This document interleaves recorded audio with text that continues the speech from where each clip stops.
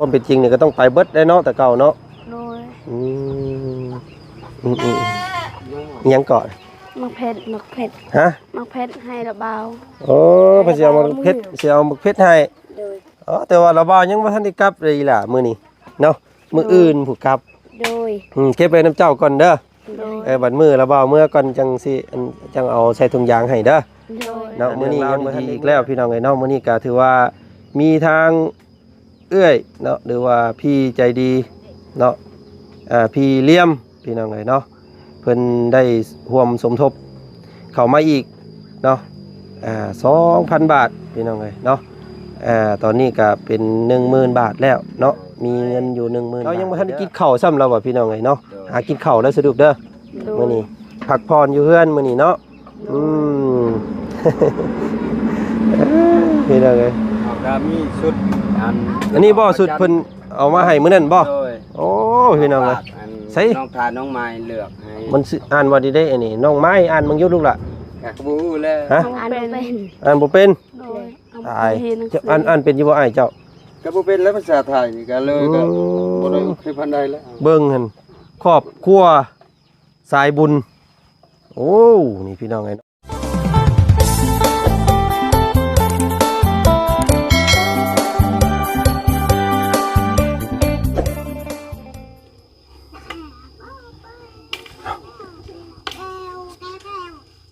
กราบสบายดีเนาะสบายดีพ่อแม่พี่น้องสบายดีหมู่เพื่อนกันเด้อสู่คู่สู่คนเนาะพี่น้องเนาะเนาะกะตัดภาพบรรยากาศมาทางพี่ประเทศนี้พี่น้องไงเนาะกะบรรยากาศตอนสวยๆเนาะพี่น้องไงลงคลิปซ่าหน่อยนึงมื้อนี้เนาะกะโอ้พี่น้องไงฝนตกเบิดคืนนี่พี่น้องไงเนาะก็นำวันไหวลงมานอนมวนว่าสันพี่น้องไงเนาะตัดภาพมาทางพี่คือเก่าพี่น้องไงมื้อนี้ก็พาพี่พาน้องมาหับมาชมครอบครัวของน้องไม้น้องท้ายคือเก่าพี่น้องไงเนาะหลายคู่หลายคนก็รุ่นกันเนาะอยากให้น้องเพิ่นได้ที่ได้ดินว่าสันพี่น้องไงเนาะแต่ว่ามื้อวานนี้เนาะได้ทักถามทางอ้ายที่ว่าเพิ่นขายให้ทางพอลุงอาเลียเพิ่นนี่พี่น้องไอ้ประตู7 ปีนี่เนาะมันก็ค่อนข้างแพงเนาะพี่น้องเนาะแพงหลายแพงอยู่ดีแหละว่าซั่นๆพี่น้องเอ้ยก็เลยสิให้พ่อเพิ่นหาหม่องใหม่พี่น้องเอ้ยเนาะก็ยังบ่ทันฮู้ราคาคือกันตัวนั้นก็ได้พูดแล้วพี่น้องเอ้ยเนาะคำว่าได้หม่องนั่นก็ถือว่าโอเคได้พี่น้องเอ้ยเนาะอยู่ใกล้เฮือนน้องน้ำเฮือนงามดินก็สูงงามแหละพี่น้องเอ้ยคำว่าได้หม่องนั่นนะเนาะแต่เนาะก็ยังบ่ทันได้ว่าพี่น้องเอ้ยยังบ่ทันได้เนาะยังบ่ทันฮู้บางเทื่ออาจสิแพงกว่านี้บางเทื่ออาจสิถูกกว่านี้เนาะพี่น้องเนาะอย่างไรก็เลยแต่พี่น้องเนาะมื้อนี้ทางบ่าวจันก็ถือว่าสิมาแจ้งน้องเพิ่นอีกเพิ่มเติมถือว่ามีงบเนาะมีงบเข้ามาเพิ่มเติมอีกพี่น้องเนาะก็ยอดตอนนี้พี่น้องเนาะก็ทะลุ 10,000 บาทแล้วเนาะพี่น้องเนาะโตเนาะก่อนอื่นก็ต้องขอบมุกขอบใจขอบคุณทางอ้ายเนาะพี่น้องเนาะอ้ายใจดีเพิ่นบ่ประสงค์ออกนามพี่น้องเพิ่นเป็นคนไทยเนาะแต่ว่าไปสู่เวียกสู่งานอยู่ต่างแดนเนาะรู้สึกว่าอยู่เกาหลีบ่พี่น้องเนาะอยู่ทางพุ่นก็หลายเนาะพี่น้องเขาทางฝั่งไทยฝั่งลาวก็มีพี่น้องเนาะถ้าก็เพิ่นชดช่วย 5,000 บาทนะพี่น้องเนาะก็สาธุพี่น้องได้บุญได้กุศลนำกันเด้อไอเด้อเนาะและผู้ต่อมาพี่น้องเนาะก็เป็นทางอ้ายใจดีเนาะเพิ่นเป็นคนลาวอันนี้พี่น้องเนาะเพิ่นอยู่พูดพี่น้องเนาะอยู่สหรัฐอเมริกาพี่น้องเพิ่นก็บ่ประสงค์ออกนามคือกันตัวนี้ก็ได้เนาะบอกแต่ว่าอ้ายใจดีก็พอเด้อว่าซั่นเนาะเพิ่นสมทบมา2,50,000 เนาะตีเป็นเงินบาทก็ 3,000 บาทพี่น้องเอ้ยเนาะและล่าสุดนี้พี่น้องเอ้ยเนาะก็มีทางพี่ใจดีเนาะพี่เลี่ยมพี่น้องเอ้ยเนาะพี่เลี่ยมที่เพิ่นสดสวยเข้าของมาให้น้องเพิ่นรอบก่อนแหละพี่น้องเอ้ยเนาะรอบนี้เพิ่นฝากสมทบเพิ่มเติม 2,000 บาทพี่น้องเอ้ยเนาะก็เป็น11,000พอดีเนาะตอนนี้ก็เนาะพี่น้องเอ้ยก็เริ่มมีความหวังแล้วแหละเนาะพี่น้องเนาะก็สิเก็บอิบออมเบิ่งไปนี่แหละพี่น้องเอ้ยเนาะได้สำใดก็สิถอนโฮมมาให้น้องเพิ่นเนาะแต่ที่แน่ๆนี่เฮาอยากฮู้เราคงราคาของดินนี่แหละพี่น้องเอ้ยเนาะเฮาก็สิได้ฮู้ว่าเฮาจะต้องเก็บออมสำใดเนาะสิรับบริจาคสำใดนะพี่น้องเอ้ยเนาะก็เดี๋ยวไปรุ่นไปเบิ่งกันอีกทีนึงอยู่บ้านของน้องน้ำพี่น้องเอ้ยเนาะเดี๋ยวสิไปหาน้องน้ำอีกโยมมื้อนี้ก็ได้พี่น้องเอ้ยเนาะเพราะว่าน้องเพิ่นว่าสิตำข้าวไว้ให้กินแล้วก็สิขอข้าวอันข้าวให้นำเราเนาะเมื่อปลูกพี่น้องเอ้ยทางพอเฒ่าเพิ่นว่าอยากได้ข้าวปลูก เนาะไปสิพี่น้องเฮาไปแจ้งข่าวดีน้องเพิ่นนํกันอีกเพิ่มเติมเนาะไปทักไปถามที่ดินอีกก่อนว่าสิเป็นจังไดเนาะพอเพิ่นได้ทักได้ถามเด้อบ่พี่น้องเอ้ยไปเนาะ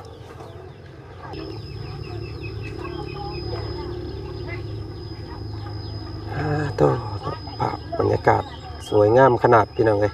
เขียวสะอุ่มเนาะปักซุ่มเย็นดินผ้าอากาศหลังจากผ้าฝนตกลงไปว่าซั่นซะเนาะโธ่เอาเนาะกะพี่น้องเอ้ยเนาะเสียงแซวอยู่เพิ่นเฮ็ดหยังเด้พี่น้องเอ้ยกำลังเฮ็ดอยู่เฮ็ดกินบ่เนาะนี่เนาะสบายดีอ้ายอยู่กันครบอยู่บ่มื้อนี้เนาะโอ้คนพื้นคนไผคือเก่าพี่น้องเอ้ยเบิ่งเนาะ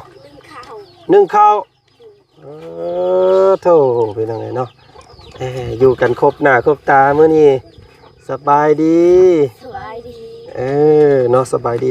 อันเดียวระเบานิดอันหมักระเบิดเนี่ยเนาะเอาพี่น้องนะนึ่งข้าวห่วยคือหนึ่งอันแต่เว้นแท้ว้า หมด มันหมดกินตอนเช้าเบิดแล้ว โดย หนึ่งอีก หนึ่งอีก เบิ่งใส่หันพี่น้องเนาะโอ้แสดงว่าซุมเจ้าหนึ่งข้าวนี่มื้อละ2เทื่อ3เทื่อพุ่นตัวซั่นนี่เนาะ บ่มื้อนี้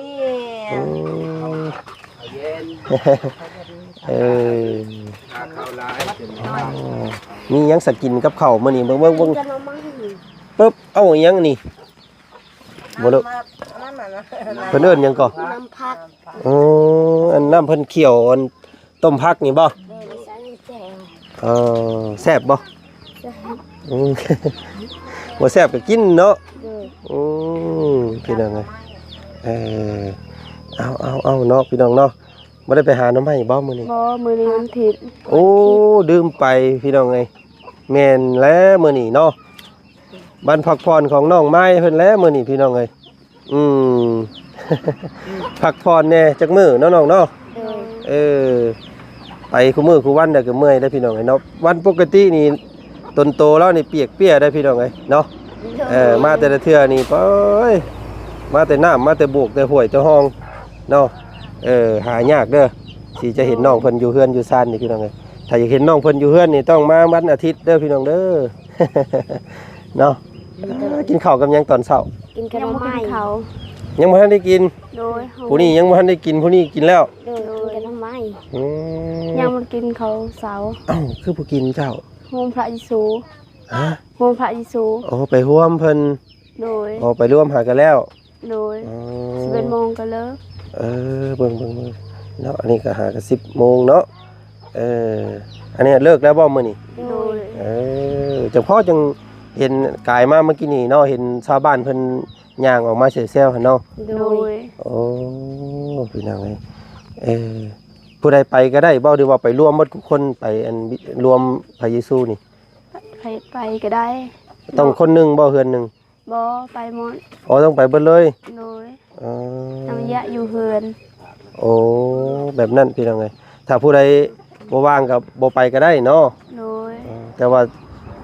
ความเป็นจริงนี่ก็ต้องไปเบิดได้เนาะแต่เก่าเนาะ โดย อิหยังก่อน มักเผ็ด ฮะ มักเผ็ดให้ระเบา โอ้เพิ่นสิเอาหมึกเพชรสิเอาหมึกเพชรให้ โดย อ๋อแต่ว่าเราบ่าวยังบ่ทันได้กลับเลยล่ะมื้อนี้เนาะมื้ออื่นผู้กลับ โดย เก็บไว้น้ำเจ้าก่อนเด้อ โดย บัดมื้อเราบ่าวเมื่อก่อนจังสิจังเอาใส่ถุงยางให้เด้อ โดย เนาะมื้อนี้ยังบ่ทันได้เมื่ออยู่น้ำซุปเจ้าอีกมื้อหนึงเนาะมื้ออื่นพุ่นสิเมื่อ โดย อืม ระเบาเหมือนระเบาบอกน้อง โดย ให้น้องไม้ เดี๋ยวสิเข้ามาหาซุปเจ้าก่อนได้สิจังสิได้เมื่อ โดย เนาะมื้ออื่นก็สิเข้ามาหาเจ้าก่อนประมาณเที่ยงพุ่นแหละสิกลับก็ได้เนาะ โดย สิไปหาหน่อไม้บ่ โดย สิไปหาหน่อไม้ให้โตพี่น้องเอ้ย เออพี่น้องเนาะเอาก็เป็นนี่ได้ซะพ่ออันเรื่องดินอยู่พุ่นเนาะอันพอมาพี่น้ำเนก็ได้เนาะ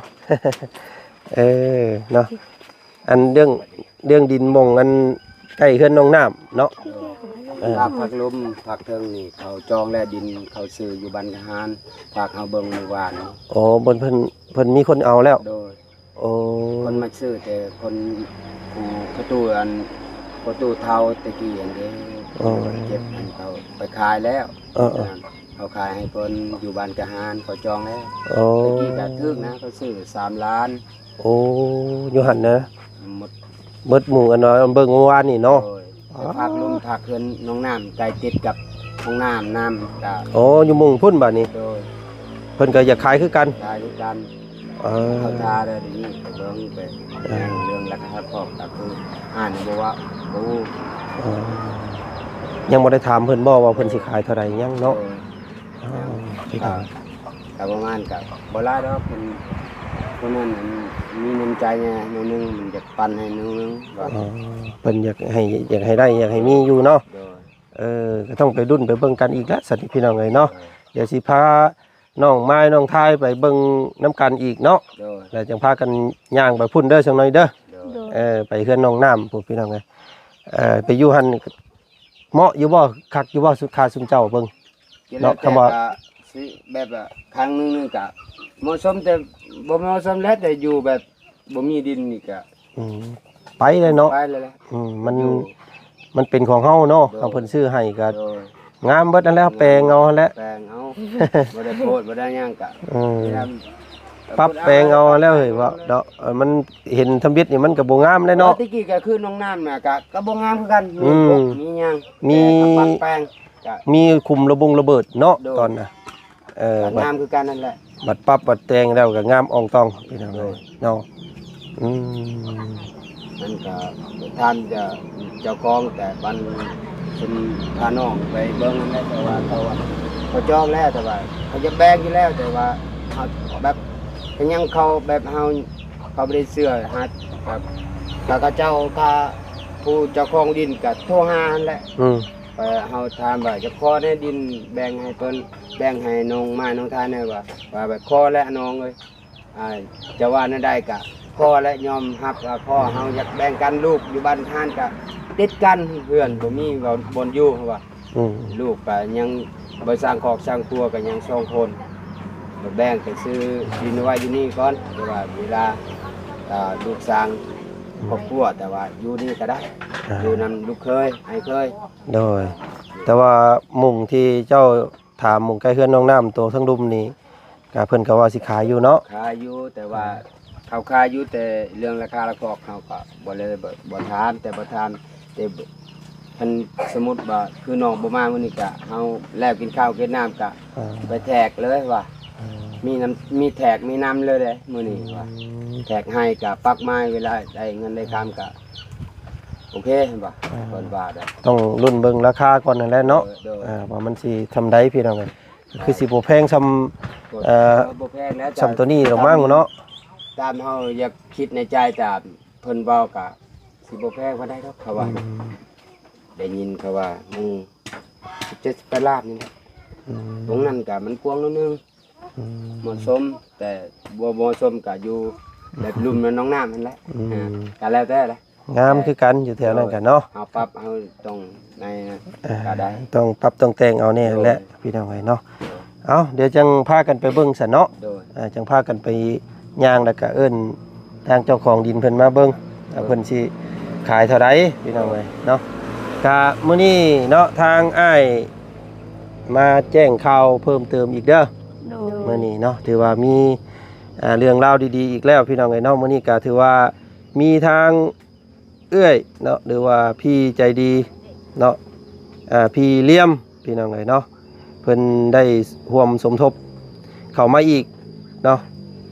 2,000 บาทพี่น้องเอ้ยเนาะตอนนี้ก็เป็น 10,000 บาทแล้วเนาะมีเงินอยู่ 10,000 บาทเด้อเนาะงบในการซื้อดินของเจ้าเนาะแต่ว่ามันก็ยังบ่ลงบ่หลายแต่ก็สิคอยเก็บไปเนาะเฮาก็อยากฮู้ว่าดินมันเท่าใดนะพี่น้องเฮาจังสิได้ฮู้ว่าเฮาต้องเปิดรับหน่อยหลายซำใดเนาะต้องไปรุ่นเบิ่งว่ามันสิประมาณเท่าใดพี่น้องพอรุดพอต่อพอรองกันได้บ่หรือว่าจังไดเนาะติดตามเบิ่งคลิปหน้าแล้วกันพี่น้องเนาะเอาคลิปนี้ก็มีแต่อยากให้สองไอ้น้องเจ้าเนาะขอบใจทางพี่เลี้ยมเนเด้อเพิ่นส่งความสมทบมา 2,000 บาทได้ลูกล่ะเนาะเอาพี่น้องอวยพรให้เพิ่นให้ลูก ขอบใจเด้อทางเอื้อยเลี้ยมเนี่ยเอาเงินซอยน้องให้น้องมีความสุขให้โชคดีมีแฮงให้สุขภาพแข็งแรงให้ร่ำให้รวยไปสิ่งใดมีแต่โชคดีสิ่งใดให้โชคดีมีแฮงให้นอนนั้นมีมื่นตื่นได้เงินล้านขอบใจเด้อทางเอื้อยเลี้ยม โดยเนาะเอาน้องไม้น้องไม้น้องไทยเนาะ น้องไทย ใจเด้อทางแม่ปลาเลี้ยงขอให้อยู่ดีมีแห้งให้สุขภาพแข็งแรงสิ่งใดให้มีสิ่งนี้ให้รวยเด้อสาธุ เอาพี่น้องเนาะก็ถือว่ายอดจะขยับขึ้นมาเรื่อยๆเนาะก็ตอนนี้ฮอด 10,000 บาทแล้วพี่น้องเนาะก็ดีใจน้ำน้องเพิ่นก็อยากให้น้องเพิ่นได้ที่ได้ดินเป็นของตัวเองเนาะ 10,000 บาทก็ตีเป็นเงินกีบเฮาก็6 ล้านเนาะก็ได้6 ล้านนะพี่น้องเด้อเนาะก็รุ่นเบิ่งว่าที่ดินมันสิแพงสิกว้างหอมซำใดเนาะก็มันอยู่น้ำกันเฮาปรับเฮาแปลงเฮาไปอยู่เฮาไปสร้างไปซามันก็งามเลยเนาะที่ดินก็เนาะอ้ายเนาะเอาพี่น้องเอ้ยก็ให้นึ่งข้าวเรียบร้อยเมื่อกี้นี่เนาะน้องไม้เรายังบ่ทันได้กินข้าวซ้ำเราบ่พี่น้องเอ้ยเนาะหากินข้าวแล้วสะดวกเด้อมื้อนี้พักผ่อนอยู่เฮือนมื้อนี้เนาะพี่น้องเอ้ย เอาก็มีชุดอันนี้บ่สุดเพิ่นเอามาให้มื้อนั้นบ่โอ้พี่น้องเอ้ย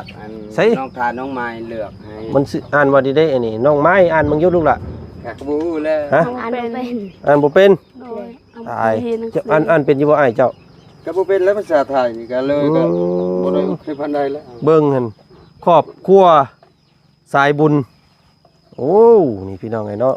ได้เสื้อสายบุญมาใส่ตัวซั่นนี่เนาะอนุโมทนาสาธุว่าซั่นพี่น้องไงเนาะโอ้มาจากฝั่งไทยเด้อเป็นครอบครัวสายบุญเด้อ เนาะก็ขอให้ครอบครัวสิบเจ้าได้บุญก็แล้วกันเนาะได้ครับอันการช่วยเหลือและกันพี่น้องไงเนาะก็ถือว่าเพิ่นมองเห็นสำนี้ก็โอ้ยพี่น้องไงเนาะเป็นบุญเป็นกุศลของเฮาแล้วได้สำใดก็เอาเนาะไอ้เนาะเรื่องเฮือนเรื่องซ่านก็ปกติบ่ว่ากันเห็นผู้อื่นได้เฮาก็อยากได้คือหมู่กับบ่แม่นพี่น้องไงเนาะมันขึ้นอยู่กับบุญวาสนาเฮาเนาะอยู่ที่ดินอยู่ก็มาโอเคแล้วนี่บ่ต้องระแวงเนาะว่าเพิ่นสิไล่หนีมื้อใดสิปบไปมื้อใดเป็นของเฮาแล้วก็เก็บใบซื้อขายไว้แล้วก็อยู่ตลอดพุ่นแหละลูกหลานเนาะรุ่นลูกรุ่นเต้ารุ่นเดนเนาะ น้องไม้เนาะบ่ให้น้อยมกน้อยใจเด้อสุเจ้าก็เด้อโดยยันว่าได้เฮือนได้ที่ได้ดินบัดแล้วไปเอาลูกเอาผัวแล้วไปอยู่น้ำลูกน้ำผัวเนาะก็เป็นของพ่อของแม่เนาะของน้องเนาะโดยสมคุณเจ้าบ่ได้อยู่ก็ได้พี่น้องเนาะบ่อยากให้คิดตัวนั้นเนาะขอให้ปัจจุบันนี้เฮามีหม่องส้นหม่องเศร้าให้พ่อให้แม่ก็ถือว่าพระคุณแหละพี่น้องเนาะตัวนั้นเนาะหลายคนอยู่เพิ่นก็ว่าโอ้สงสารน้องเพิ่นเด้ว่าซั่นเนาะถ้าได้เฮือนได้ซ่านแล้วบัดแล้วเพิ่นใหญ่มาเพิ่นก็ไปอยู่น้ำลูกน้ำผัวคือเก่าว่าซั่น อยู่พี่อันส่วนหลายนี่ผู้หญิงไปอยู่น้ำผัวเนาะแม่นคือส่วนหลายก็แล้วแต่จะว่าจะเศร้าได้มากันนั่นแหละ ผู้อยู่ แต่สิ ก็อยู่ สิล้มกันเนาะ โดยบ่มีมือค่าแบบค่าเจ้าบ่าวก็บ่มีเงินมีคำไปก็สู้ก็ได้บ้านนี้ก็มีลายมีบ้อง มีคือกันเนาะ โดย มาอยู่น้ำเมียก็มีเนาะ มี เออ มันมีทุกทีแต่ทุกแบบได้เงินได้คำกับส่วนหลายก็เขายังเมื่อนะ อืม แรกๆเขายังเมื่อมันส่วนหลายก็เขาอยู่นอยู่นำไม่ได้เท่าเขาเท่าว่าแล้วก็มีบางบ่อน โดย อยู่บ้านนี่ก็4-5คนแล้ว คนลาวมาสู้เราเทิงเขาอยู่บ้านก็มี อืม หลายหลาย อ้าว หลายทีครับ นั่นก็เรื่องของอนาคตนะน้องเนาะ โดย เด้อขอให้พบให้พ่อคนดีแล้วกันซึ่งเจ้าก็ได้เนาะ โดย มีสติเนาะบ่ให้แล่นน้ำเพิ่นแบบบ่มีสติเด้อเนาะต้องเบิ่งเพิ่นให้ดีคักๆก่อนสิมักผู้ใดก็ได้เนาะเบิ่งเขาเป็นผู้สร้างผู้สาได้บ่เนาะหักแพงกันจังเอากันเนาะห้ามกันบ่ได้ดอกตัวนั้นพี่น้องแต่ว่ายังอีกดนอยู่ดอกเนาะก็จักปีก็ 14 14ผู้นี้เด้ 11 11นี่โอ้ยังหลายยังหึงอยู่ฮอด20ซะก่อนเด้อจังเอาเด้อ โดย เนาะบ่พาเอาเด้อ10ปลายนี่บ่เอา 78นี่มันลำบากกะ เออ บ่เฮ็ดเวียกบ่ค่อยเก่งปานใดเนาะ อืม แต่ไปอยู่แบบผู้ดอกผู้ดอยนี่ก็ อืม มีแต่เฮ็ดเวียกงานนั่นแหละเอาผัวบ่มี อืม มันอยู่ในตัวเมือง แม่ ตัวแข้งก็มีแต่เฮ็ดหน้านี่ส่วนหลายก็มีเฮ็ดส่วนเป็น อืม เพื่อนผัวเพิ่นเมียก็ได้ส่วนมันก็มีแต่มันกับเฮ็ดให้นั่นแหละ อืม ส่วนหน้าก็บ่มีดอก ปัจจุบันนี่บ่เห็นเขาเฮ็ดหน้าอยู่บ้านนี่ ก็บ่แน่ได้พี่น้องเอ้ยเนาะอนาคตบางเทื่อน้องเพิ่นอาจสิได้ลูกได้ผัวเนาะคนมั่งคนมีก็มีเนาะลูกเนาะ โดย อย่าลืมนะบ่าวเด้อ โดย ถ้าเอาผัวก็บอกเด้อสิมากินสิ้นงัวนํเด้อ โอ้ยพี่น้องเอ้ยเนาะเอาบ่พอเว้าซะเรื่องน่ะเนาะมื้อนี้ทางบ่าวจันขอตัวลาก่อนเด้อซะเด้อ โดย เดี๋ยวจังพ้อกันอยู่พุ่นเนาะคลิปหน้าเนาะคลิปนี้ไปใส่ลูกละ ใจ สบายดีเนาะขอให้โชคดีเด้อขอให้เจ้าของที่เพิ่นลดให้เนาะหลายๆพี่น้องเอ้ยเนาะ รุ่นเบิ่งว่าสิเพิ่นสิขายให้เท่าใดเนาะพี่น้องเอ้ยเนาะเอาเดี๋ยวเฮาจังไปย่างเบิ่งน้ำกันอีกรอบหนึ่งอยู่เฮือนของน้องน้ำพุ่นแหละพี่น้องเอ้ยมาแจ้งข่าวน้องเพิ่นก่อนเนาะรอบนี้ แจ้งข่าวเพิ่นก่อนว่ามีงบมาเพิ่มเติมอีกแล้วเนาะ 2,000 บาทก็ตอนนี้เป็น 10,000พี่น้องเอ้ย คือบ่าจันนี่อยากได้ข้าวปลูกนี่ หึ สิมีเรือดอกข้าวปลูก มีอยู่บ่ มี โอ้อันฉันเอาให้ถุงน้อยๆหนึงก็ได้ดอก น้อยก็เอาหลายก็ได้ บ่ ยังมีดอกแต่ ว่าเอาแบบจะเอาเมื่อเห็ดพันธุ์มันซื่อๆนะ โดย ข้าวก็ เพราะว่ามันเป็นข้าวให้ว่าไอ้ โอ้ย ข้าวมิด ข้าวให้ ข้าวมิดใหญ่ๆเนาะ เอาเม็ดใหญ่ อ๋อเอาใส่ถุงยางให้เฮาก็ได้บ่แหละเนาะได้บ่แล้วก่อนก็ได้เอาได้จะบ่แล้วก่อนจังเอาให้ก็ได้บัด อื่นก็ได้ มื้ออื่นก่อน สิกลับ แม่น สิทำ เพิ่นได้ยินว่าสิได้ข้าวปลูกเพิ่นอยากเอาให้เลยพี่น้องไงเนาะโอเค ทั้งงานเบาบุญสารวัตรอยากได้ก็ โดยพอดีทางพ่อเฒ่าเพิ่นทางให้เพิ่นว่าอยากเอาเข้า โอ้พักเลย ม สร้างแบบมากว้างๆประมาณ10 คูณ 10นี่ อื ก็ ม ประมาณว่าได้ ได้อยู่ได้เนาะ มันกินเม็ดเฮ็ดแบบเขายังนะเขา เขา บ่เขาต้มมัน เออ มันกวดแซ่บมัน เออเอาโอเคเพิ่นสิแบ่งเข้าวให้อยู่ว่าซั่นพี่น้องเอ้ยเนาะสิเอามาปลูกพอได้แนวเนาะทางพ่อเฒ่าเพิ่นว่าอยากได้แนวเขาปลูกกะน้องน้ำก็ว่าอยากเอาให้อยู่ว่าซั่นน้องไม้เพิ่นก็สิเอาให้มื้อนี้เนาะไปซะเนาะพี่น้องคลิปนี้ก็ทางบ่จันขอตัวลำลาก่อนเนาะเจอกันใหม่อีกคลิปหน้าแล้วกันเนาะขอให้โชคดีแล้วกันพี่น้องไอ้น้องเพิ่นเนาะโอ้ยยังขาดอีกอยู่เด้อพี่น้องเอ้ยเนาะยังได้ยินน้องเพิ่นพอน้องเพิ่นเว้าเมื่อกี้นี่ก็ว่าประมาณ10กว่าล้านพุ่นแหละว่าซั่นเนาะประมาณ15 16 7เพิ่นแหละเพิ่นว่าซั่นซะพี่น้องเอ้ยเนาะคำว่าสิต่อรองเพิ่นได้ก็ลุ้นเบิ่งนํกันซะพี่น้องเอ้ยเนาะไปซะเนาะพี่น้องเนาะตอนนี้หาก็ได้6ล้านกีบพี่น้องเอ้ยเนาะเอาก็ขอให้โชคดีมีไสพี่น้องเอ้ยบัดสุขุสุขคนเนาะคลิปนี้ไปก่อนสบายดีสวัสดีเนาะหันมาทางนี้ห้วยคือสีเขียวบาดนี่พี่น้องเอ้ยโอ้บ่เฮือนน้องนาง หลาน้อยเพิ่นพี่น้องเอ้ยเนาะปอยหอยใส่บ่สีชมพูเอาสีเขียวบ่เนาะ เออโอ้เขียวลำบาดนี่พี่น้องเอ้ยเนาะเขียวใบไม้เนาะเขียวใบตองใบตองกล้วยอ่อนเอางามอันนี้ก็ได้พี่น้องเอ้ยเนาะโอ้เราเอาสีนี่เนาะคิดว่าสิเป็นสีชมพูพี่น้องเอ้ยบ่แม่นเนาะ